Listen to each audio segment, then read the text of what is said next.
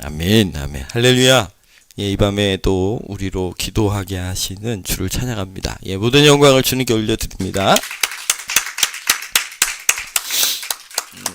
여러분, 마치 등대에 등불이 들어와야 그 밤에 또 생명이 안전한 길로 인도함 받는 사람들이 분명히 있습니다. 등대지기는 외롭습니다. 그러나 그 일을 매일 반복해내야 합니다. 그 거룩한 불꽃이 누군가의 길을 인도하고 있기 때문에 그렇습니다. 오늘 교회가 그리고 우리 성도님들이 그 거룩한 사명의 불을 드시고, 또 우리가 영적으로 늘 그렇게 충만한 상태만 유지할 수 있는 사람들은 아니잖아요. 건강도 마찬가지고 상황이 어렵지만, 그러나 주님이 우리에게 맡기신 그 사명이 있어서 때로는 기어서라도 하나님 그 자리를 지키고 몸부림치면서 머물러 있어야 하는 순간들이 있습니다. 그러나 하나님께서 맡기신 그 일을 귀히 여기는 종들에게 작은 일에 충성했으니 내가 큰 일을 맡기겠다 하십니다. 아멘. 그 주인의 즐거움에 참여하라고 주님이 말씀하십니다. 그러니 오늘 믿음의 그 길을 우리가 걸어가시기를 축복하고, 또 너무나 감사한 것은 그렇게 홀로 걷지 않도록 또 함께 좋은 동역자들을 주님이 또 일으켜 세워주셨기 때문에 우리가 함께 서로 격려하며 믿음으로 달려가시기를 예수님 이름으로 축복합니다. 아멘. 오늘 말씀은요, 히브리서 7장 말씀입니다.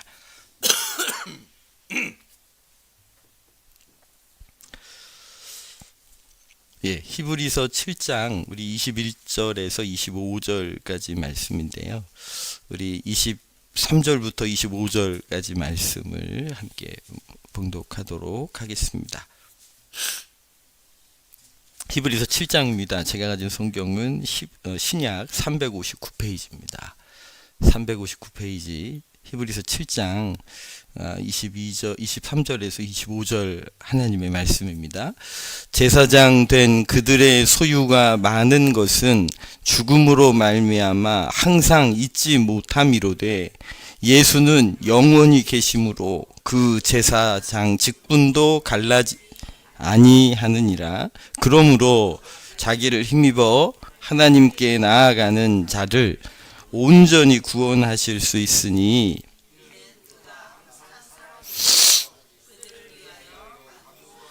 아멘. 우리 한 번 더 읽겠습니다. 제사장 된 그들의 소유가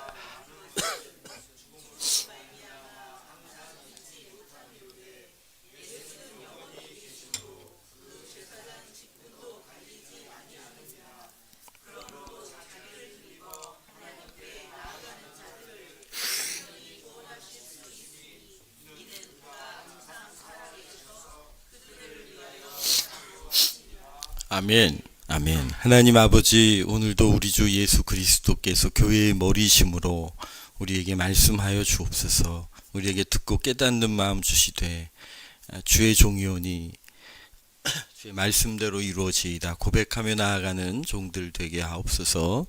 예수님 이름으로 기도합니다. 아멘.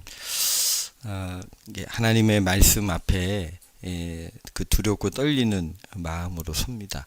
그 말씀이 우리의 영혼을 살리고 수송케 해 주시기를 예수님 이름으로 축복합니다. 아멘. 아멘. 왜냐하면 말씀이 육신이 되어 이 땅에 오신 분이 예수님이십니다. 아멘. 그 말씀이 육신을 입고 이 땅에 오셨는데 은혜와 진리가 충만하셨다고 말씀하시지요. 우리가 그 예수님을 구주로 주님으로 고백하고 있습니다. 제가 이제 늘 하나님 앞에 예배자로 서고 또 예배를 인도해야 하는 자리에 있기 때문에 늘 영적으로도 민감해야 하고 늘 깨어 있어야 하는데, 그러지 못할 때도 굉장히 많이 있어서 이렇게 예배 앞에 서기가 참 부끄럽고 연약할 때가 많습니다. 그러나 그래서 더 예수 그리스도밖에 없음을 고백합니다. 주님 외에 은혜밖에 소망이 없음을 고백하는 것이죠. 그래서 저도 보혈의 공로를 힘입고 오늘 이 시간 믿음으로 섭니다.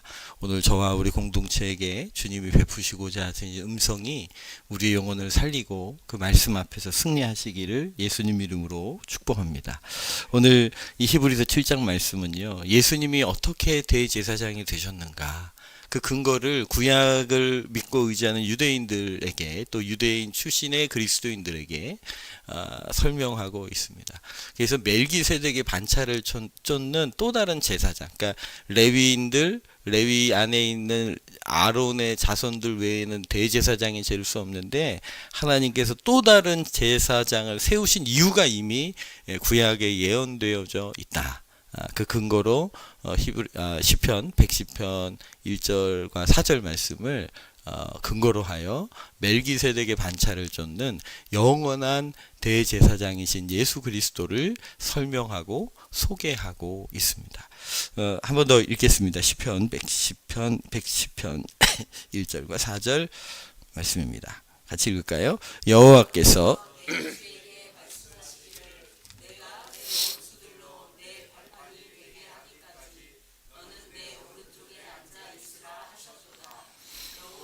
맹세하고 변하지 아니하시리라 이르시기를 너는 아멘. 여호와는 맹세하고 변하지 아니하시리라 이르시기를 너는 멜기세덱의 서열을 따라 영원한 제사장이다라고 주님께서 이미 구약의 시편을 통하여 선포하고 계신 말씀을 근거로 예수 그리스도께서 아론의 레위의 제사장이 아닌 또 다른 제사장으로 온전한 제사장으로 주님이 세우셨음을 선포하고 있는 거죠. 그걸 인용해서 우리 지금 히브리서 7장 피고 계시니까요. 21절을 읽겠습니다. 그들은 맹세 없이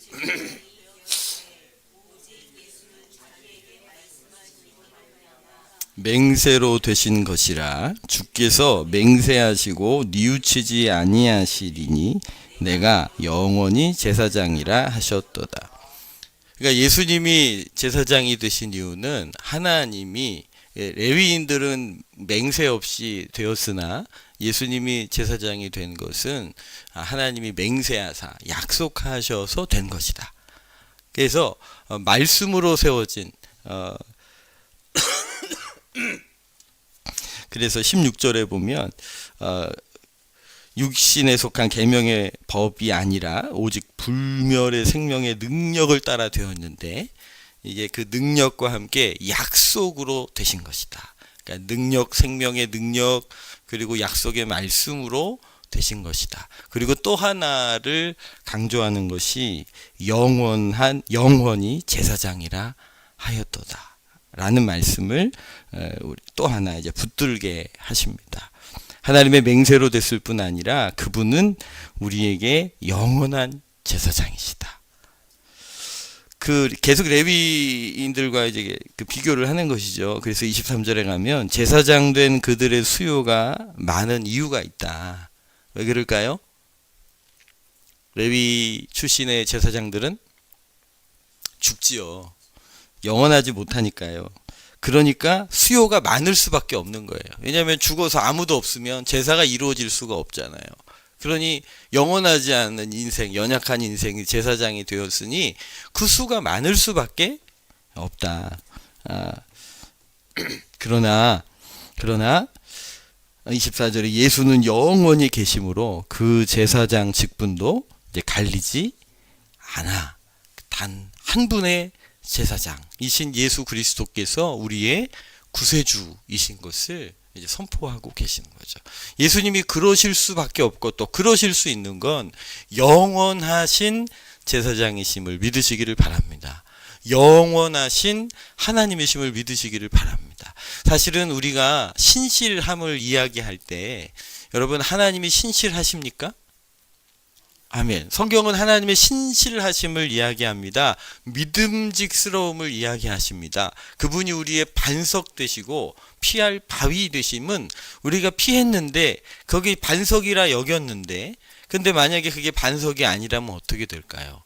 요즘 여러분 싱크홀 형상이 간혹 뭐 뉴스에 나올 때가 있죠. 거기다가 멀쩡하게 기둥을 하나 크게 세워놨는데 갑자기 어느 영상에 보니까 갑자기 기둥을 세워놨던 그 바닥이 확 꺼져버리는 거예요. 그럼 그 집이 멀쩡하겠습니까? 멀쩡하지 못하죠. 이게 마태복음 7장에 가면 말씀대로 순종하지 않는 삶은 마치 모래 위에 지은 주초를 쌓은 집과 같다고 말씀하시는데요. 그 중동 지역이나 이런 데 광야 지역에는 간헐천이 있습니다. 그러니까 우기 때만 강이 있는 거예요. 근데 그 지역을 잘 모르면 우기 때는 강이 막 비가 오니까 물이 흘러가지고 토사가 이렇게 쌓여요. 근데 이제 물이 없어지면 아주 딱딱하게 굳거든요. 그러니까 그게 반석인 줄 알고 거기다가 집 짓는 사람들이 있다는 거예요. 1년 지나서 다시 우기가 왔어요. 그럼 어떻게 돼요? 예, 반석인 줄 알고 그 위에다가 집을 졌는데 비 오니까 거기가 모래터였던 거예요. 그러면 지어놓은 거 다 무너지지요. 그러면 그 반석은 신실하다 할 수 없는 거예요.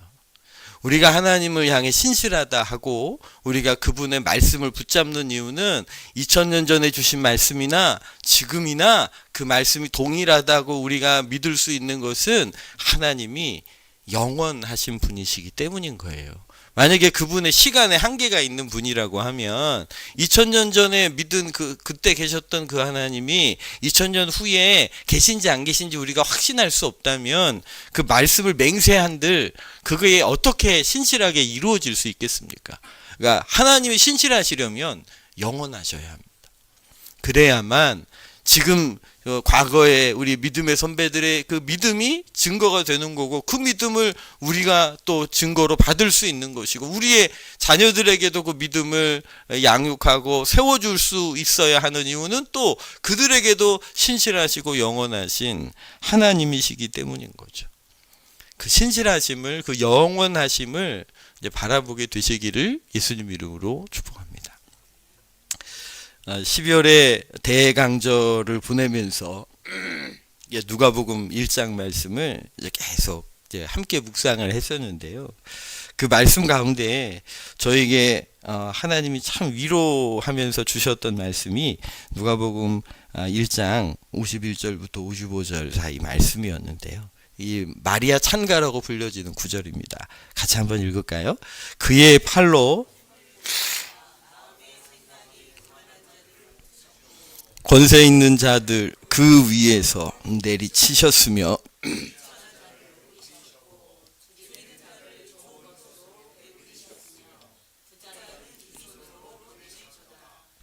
그 종 이스라엘을 도우사 긍휼히 여기시고 기억하시되 우리 조상에게 말씀하신 것과 같이 아브라함과 그 자손에게 영원히 하시리로다.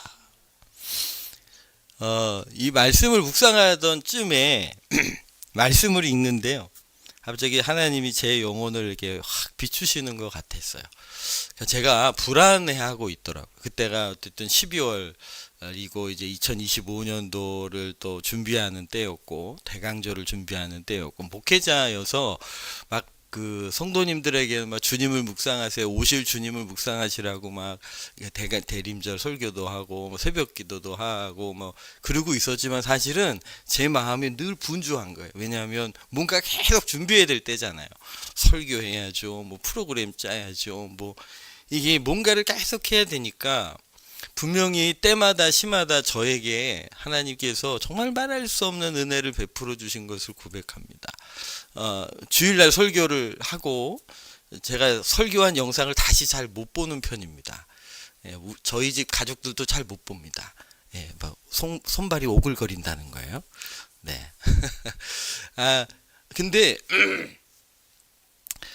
제가 설교를 준비한 내용이랑 설교가 진행되는 내용이랑 100% 원고대로만 하시는 아주 훌륭하신 목사님들도 계시는데 사실 저는 그렇지 않습니다. 오히려 제가 준비한 언어보다 더 풍성한 것들로 하나님이 채워주시는 경험들을 제가 너무 많이 하고 있습니다. 근데 사실 그러니까 더 알죠. 이게 내게 아니구나. 이게 내게 아니구나. 하나님께서 베푸시는 은혜인 걸 제가 너무 잘 아는 거죠. 그래서 다음 설교할 때 더 하나님의 긍휼을 구할 수밖에 없죠. 이게 내 거로 나한테 나왔구나. 내 지식과 그런 데서부터 흘러나온 것이라고 여기면 다음 설교할 때 좀 자신감이 좀 있을 것 같은데 오늘도 그때처럼 도와주시지 않으면 주님 제가 할 수가 없습니다. 이 고백을 정말 드릴 수밖에 없거든요. 그러니까 주님이 오늘도 역사해 주셔야, 그때도 역사해 주셨기 때문에 놀랍게 은혜를 경험한 거거든요. 뭐 다른 분들은 몰라도 제가. 아니 그런데 지금도 붙잡아 주셔야 하는데, 그때 붙잡아 주셨던 하나님이 지금도 붙잡아 주실까? 내일 설교 준비하고 있는데 내일 그때도 도와주실까? 이런 뭐 염려 아닌 염려, 그런 마음들이 제 구석 안에 있더라고요. 그런데 아브라함과 그 자손에게 영원히 하시리로다.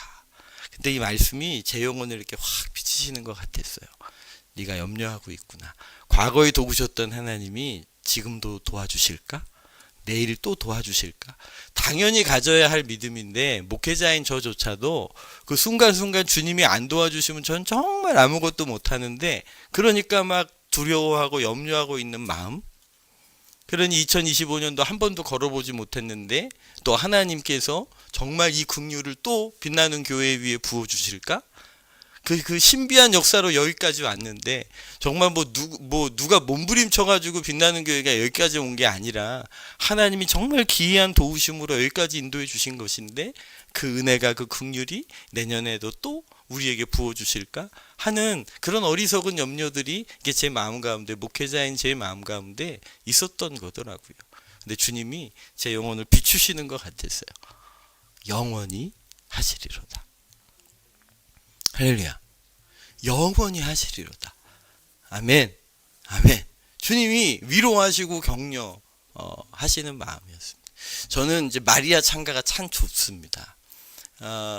마리아가 지금 뭐라고 고백합니까? 그의 팔로 힘을 보이사 마음의 생각이 교만한 자들은 흩으시고 권세 있는 자들을 위해서, 그러니까 힘 있는 사람한테는 어떻게 하신대요?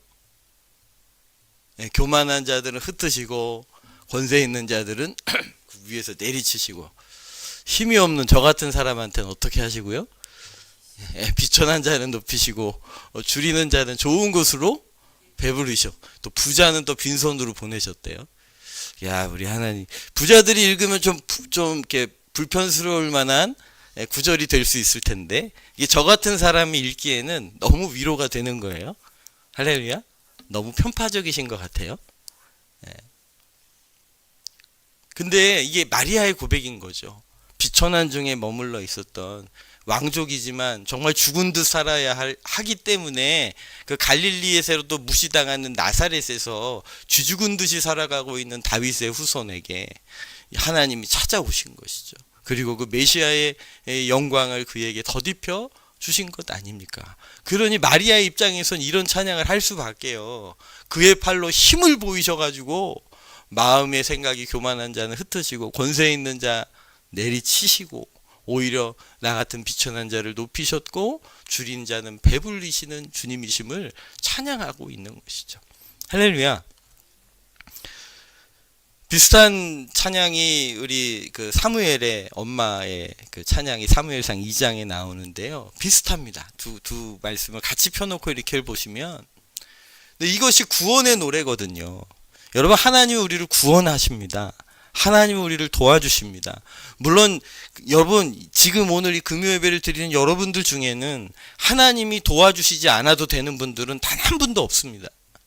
그런 분들은 예배 오시지도 않았습니다. 하나님이 도우심이 필요 없는 분들은 예배에 나오지도 않으십니다. 그러니 여기 계신 분들은 다 하나님의 도우심이 필요한 분들이니까 와 계신 거예요. 그러니 다 이 찬양의 노래에 해당이 되시는 분들이에요. 그러니 여러분, 하나님이 그 영원하신 그 하나님이, 마리아에게 그렇게 하신 그 하나님이, 우리 믿음의 선배들에게 그렇게 하셨던 그 하나님이 오늘 나에게도 그렇게 하실 거라는 그 굳건한 믿음 있으시기를 바랍니다. 할렐루야. 비천한 자를 높이시는 분이십니다. 줄이는 자를 좋은 것으로 배부르게 하시는 분이십니다. 할렐루야. 그렇게 우리를 도우시겠다고 약속하시는 거예요. 주님이 우리를 도우십니다. 아멘. 하나님이 우리를 도우세요. 거기 디모데전서 6장 2절 말씀을 같이 한번 읽을게요. 믿는 상전들이 있는 자들은 그 상전을 형제라고 가볍게 여기지 말고 더 잘, 자, 여기서 섬기라는 단어가요, 우리 좀 전에 읽었던 죄송합니다. 앞에 다시 한번 좀 보여주시겠어요? 누가복음 1장 45절에 그 종 이스라엘을 도우사 그러셨는데요. 이 돕다라는 단어가 이 디모데전서 6장 2절에서는 이 상전들을 이 종들이 섬기는 것, 그 단어를 하나님이 쓰셔가지고 누구를 도우시겠다는 거예요? 우리를 도우신다는 거예요. 마치 종이 상전을 섬기듯 하나님께서 우리를 도우신다고 말씀하고 계시는 겁니다. 아멘? 별로 이제 와닿지 않으시는 것 같군요. 여러분, 그 히브리어에서 축복하다라는 단어가 있습니다. 바라크라는 단어인데요. 그게 여러분 복을 빌다, 복을 주다 할 때 이 히브리어로 이 바라크라는 단어를 씁니다. 근데 이 복을 주시다, 이 바라크의 가장 기본적인 뜻이 뭐냐면 무릎을 꿇다 라는 뜻이에요. 무릎을 꿇다. 이게 이제 바라크라는 뜻이거든요. 그런데 여러분, 하나님께서 우리에게 복을 주시려고 어떻게 하신다고요? 무릎을 꿇으신다는 얘기예요. 물론 반대로 우리가 하나님 앞에 경배할 때 무릎을 꿇고 하나님을 경배하죠. 그런 의미의 단어로도 쓰이지만 분명히 바라크, 하나님이 우리를 복 주시다 라는 단어로 분명히 바라크라는 단어를 쓰시는데요. 그 기본 뜻이 뭐라고요? 무릎을 꿇으시다. 하나님이 우리에게 복을 주시려고 뭐 하신다고요? 무릎을 꿇으세요. 저는 이 묵상할 때 이게 안수하는 장면이 생각이 나더라고요. 우리 목사들이 여러분들에게 안수할 때는요, 여러분들이 무릎을 꿇고 계시잖아요. 그럼 목사도 어떻게 해야 될까요? 안수를 하려면 허리를 구부리든지 같이 무릎을 꿇어야 여러분들에게 안수 기도가 가능합니다. 그러니까 사실은 여러분, 우리가 복을 받기 위하여 하나님 앞에 무릎을 꿇지요. 할렐루야. 하나님도 우리에게 복을 주시려고 무릎을 꿇어 주십니다. 우리에게 눈높이를 맞춰 주시는 것이죠. 주님이 그렇게 우리를 도우시는 거예요. 마치 종이 주인을 섬기듯 무릎을 꿇고 우리를 도와주시겠다고 말씀하고 계시는 겁니다. 할렐루야. 그분이 우리를 도우십니다. 아멘. 누가복음 1장 54절에 그 종 이스라엘을 도우사 긍휼히 여기시고 그렇게 되어 있는데요. 우리 마태복음 12장 10절입니다. 같이 읽을까요? 나는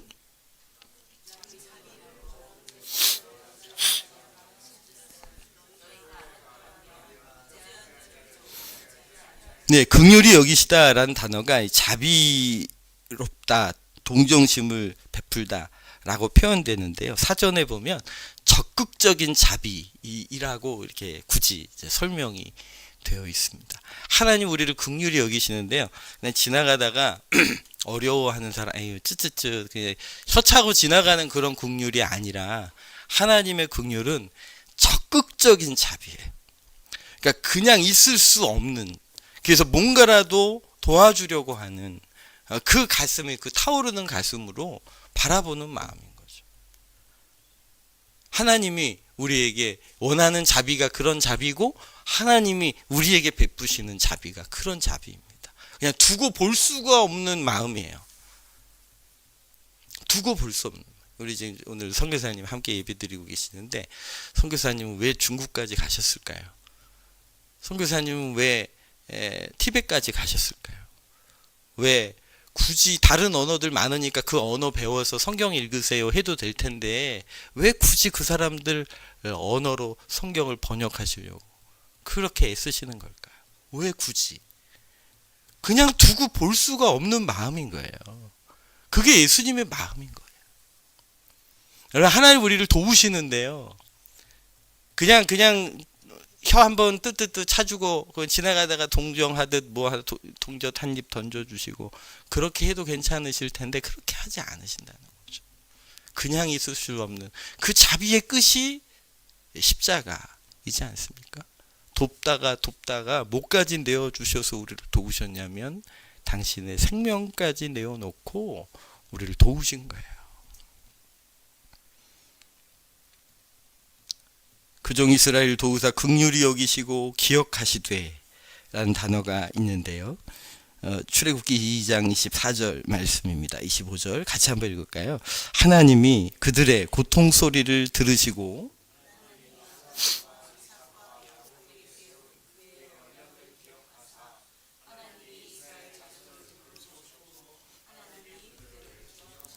마찬가지인데요. 하나님이 기억하신다는 말은 뭐냐면 주님이 그 언약을 기억하시면 어떻게 하신다고요? 돌보십니다. 주님이 그 언약을 기억하시면요, 주님이 우리를 구원해 내십니다. 아멘. 누가복음 1장 54절 55절 말씀을 제가 한번 더 읽어드리면, 그 종 이스라엘을 도우사 긍휼히 여기시고 기억하시되 우리 조상에게 말씀하신 것과 같이 아브라함과 그 자손에게 영원히 하시리로다. 아멘. 그 얘기는, 이 얘기는 이 얘기인 거예요. 영원하신 것이 얼마나 다행인 것은, 주님이 영원하신 것이 얼마나 감사한 것은 영원히 도우시겠다는 거예요. 아멘.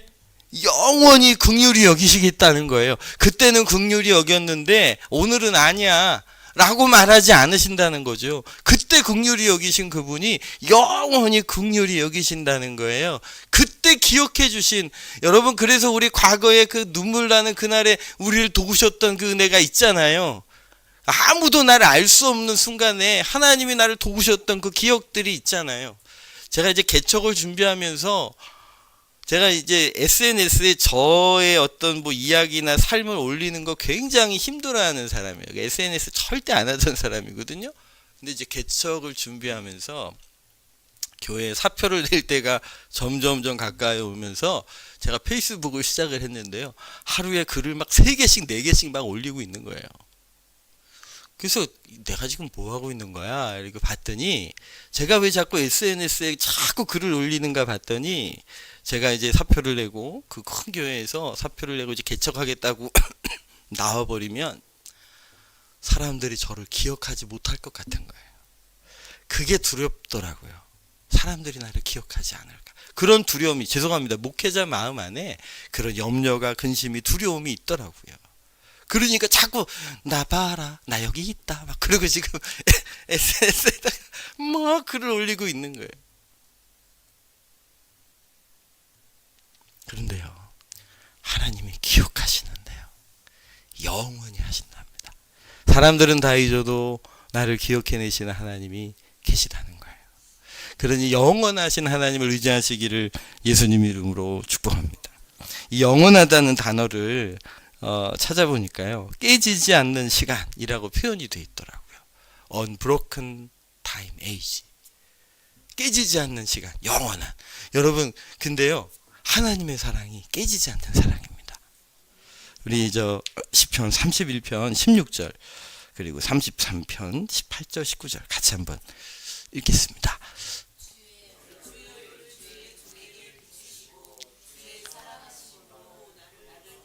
아멘. 그냥 한글 번역에서는요, 주의 얼굴을 종에게 비추시고 주의 사랑하심으로 나를 구원하소서 이렇게 돼 있는데요.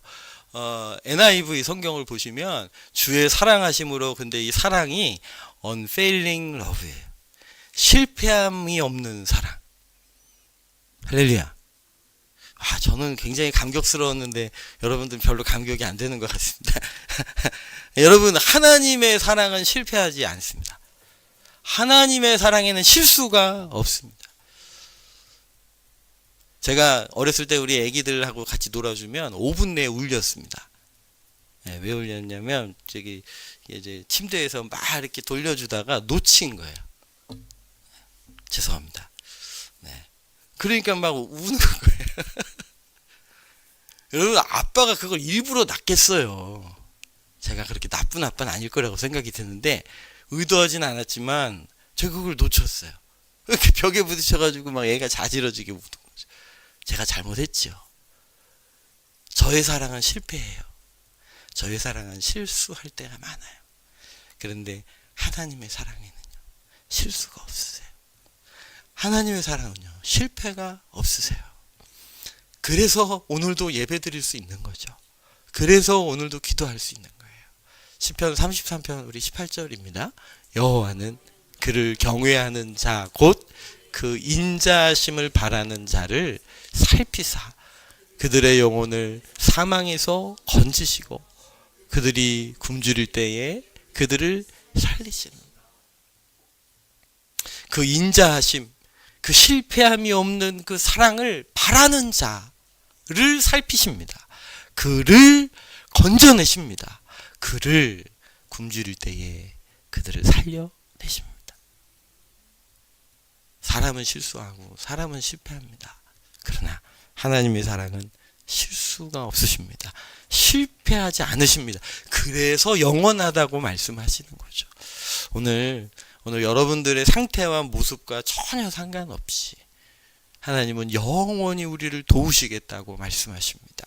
영원히 너희를 긍휼히 여기시겠다고 말씀하십니다. 영원히 기억하시겠다고 말씀하셔서 그 깨지지 않는 시간, 그 깨지지 않는 사랑, 그 부서지지 않는 그 사랑으로, 그래서 로마서에는 다른 표현으로 끊을 수 없는 사랑으로 오늘 우리를 붙들고 계심을 믿으시고 오늘도 의지하셔서 승리하시는 귀한 밤 되시기를 예수님 이름으로 축복합니다. 여기 주님의 도우심이 필요 없는 분 계십니까? 다 필요하잖아요. 그러니 오늘 하나님의 약속이 오늘 우리에게 소망이 되고 위로가 되시기를 예수님 이름으로 축복합니다. 우리 은혜 아니면 우리 한 번 더 찬양 드리고 함께 기도하겠습니다.